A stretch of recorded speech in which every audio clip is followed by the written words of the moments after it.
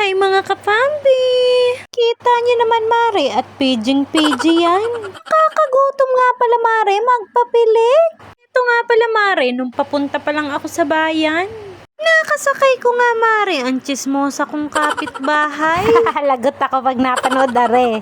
Joke nga lang yun Mare at baka hindi na ako pautangin sa kanilang tindahan. Napaagap nga ako Mare, kaya babalatan ko muna ang aking mukha. Alas 4 pa kasi Mare ang aking schedule. Nakakahiya naman kasi Mare kung malelate pa ako. Ipapakita ko nga sa inyo Mare kung saan ako nagpagawa. Dito nga lang pala yan Mare sa dati kong katrabaho. Napaka-talented nga Mare ng babaeng ito. Everyday nga kasi Mare, fully book ang kanyang schedule. Kaya kung kayo Mare magpapagawa ay sa kanya na. Super highly recommended nga Mare. Tingnan niyo naman Mare ang kanyang certificate, napakarami.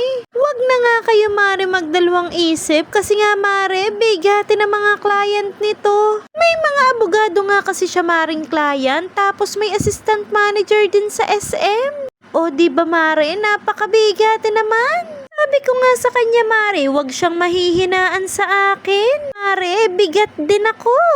Pabigat nga lang.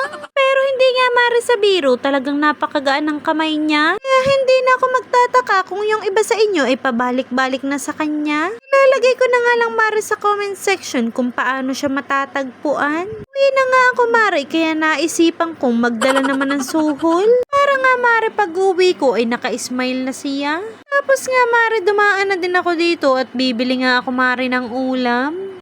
Namiss ko nga Mare ang sisig dini at saka ang pork chop.